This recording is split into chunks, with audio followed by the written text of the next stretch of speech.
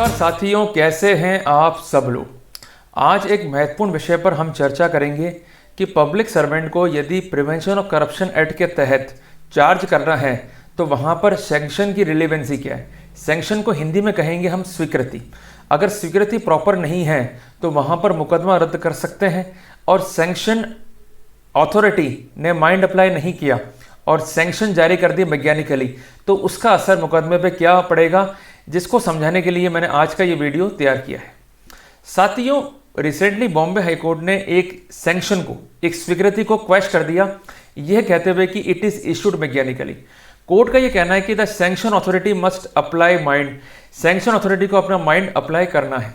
साथियों, इसलिए यह ऑब्जर्वेशन महत्वपूर्ण दिखता है कि कई बार देखा गया है कि झूठे मुकदमों में किसी निर्दोष पब्लिक सर्वेंट को फंसा दिया जाता है। अगर ऐसा चलता रहा तो कोई व्यक्ति जो है नौकरी नहीं करेगा, तो कम से कम किसी सरकारी व्यक्ति का गलत प्रोसिक्यूशन ना हो, तो उसके सेफगार्ड के लिए कोर्ट ने यह स्पष्ट कह दिया है कि सैंक्शन अथॉरिटी को माइंड अप्लाई करना होगा और डॉक्यूमेंट्स पर यह देखना होगा कि केस बनता है या नहीं बनता है। अगर केस नहीं बनता है तो वहां पर सैंक्शन को वो रद्द कर सकती है, सैंक्शन देने से मना कर सकती है, और ऐसा वो नहीं करती है तो वहां पर आप हाईकोर्ट जाकर रेमेडी अवेल कर सकते हैं। तो सबसे पहले हमें पूरा मामला जो है समझना होगा।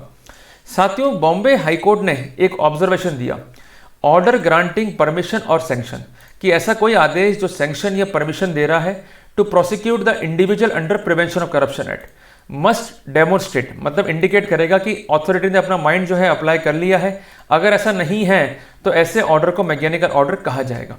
कोर्ट का यह कहना है कि सैंक्शन अथॉरिटी जो होती है ये बेस्ट जज है कि जो भी मटेरियल इसके सामने है उस पर यह तय कर सके कि पब्लिक सर्वेंट का प्रोसिक्यूशन करना है या नहीं करना है।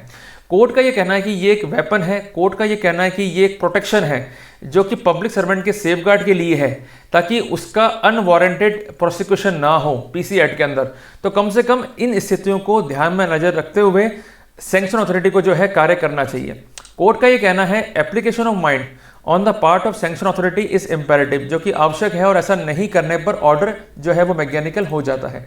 कोर्ट ने यहाँ पर सुप्रीम कोर्ट के डिसीजन पे जो है रिलाई करा, जो ये कहता है कि there should not be a hyper technical approach to test a sanction validity unless it result in failure of justice.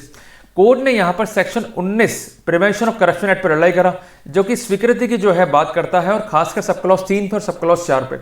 Sub clause 3 ये कहता है कि सीआरपीसी में किसी बात के होते हुए, और सब क्लॉज 4 ये कहता है कि कोई फाइंडिंग, कोई सेंटेंस, कोई ऑर्डर जो कि स्पेशल जज जो कि प्रिवेंशन ऑफ करप्शन एक्ट के तहत पास करेगा, उसे ना तो रिवर्स किया जाएगा ना ही उसको अल्टर किया जाएगा by court of appeal or by court of revision on the ground of absence of or there is some error or defect in the sanction unless there is a failure of justice in the opinion of the court. तो कुल मिला के ये तो है कानूनी प्रावधान। जज साहब ने आगे क्या किया, जज साहब ने ये ऑब्जर्व करते हुए कि सैंक्शन जो है गलत जारी की गई है। सीनियर क्लर्क जो कि टाउन प्लानिंग अथॉरिटी में कार्य कर रहा था पुणे महाराष्ट्र में, जिसे कन्विक्ट किया गया था ब्राइब के लिए, उसे जो है अल्टीमेटली एक्वाइट कर दिया। कोर्ट का यह कहना है the prosecution on the other hand said that there was no failure of justice and therefore sanction to prosecute was a valid sanction.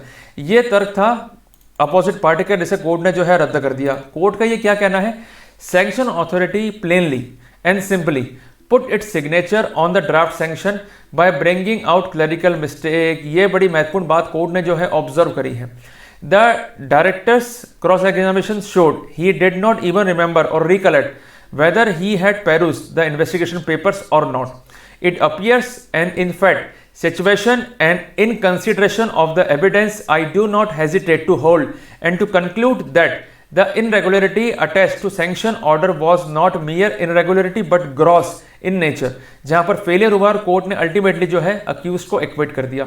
तो साथियों, समझने की बात यह है कि हमें सबसे पहले ये जानना होगा सैंक्शन अथॉरिटी से कि क्या आपने ड्राफ्ट सैंक्शन को आधार बना के नई सैंक्शन जारी तो नहीं कर दी है, जिसके लिए कानून में जो है प्रोटोकॉल दिए गए हैं, जो मैं डिस्कस करूंगा आगे के चैप्टर्स के अंदर। पर ये ड्राफ्ट सैंक्शन की कॉपी जो है हमें ऑप्टेन करनी है आरटीआई के अंदर, उसको फिर कंपेयर करना है हमारी ओरिजिनल सैंक्शन से। अगर वो हूबहू है और सिर्फ सिग्नेचर जो है पुट ऑन कर दी है तो वहां पर आपको प्रश्न पूछना होगा, ऐसा प्रश्न पूछ के आप ये साबित कर देंगे कि ड्राफ्ट सैंक्शन की हूबहू कॉपी जो है वही सैंक्शन है जो कोर्ट में दी गई है, जिसका सबसे बड़ा फायदा क्या मिलने वाला है इस रूलिंग की लाइट में आपको, the sanction would be illegal.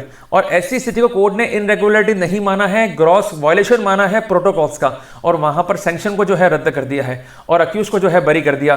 तो कितना बड़ा फायदा जो है आपका होने वाला है। तो साथियों, अवेयर रहें, अलर्ट रहें, अपने अधिकारों को जो है इन्फोर्स करें, इस वीडियो को अधिक से अधिक शेयर करें। मिलते हैं एक नए टॉपिक के साथ, तब तक के लिए जय हिंद, जय भारत।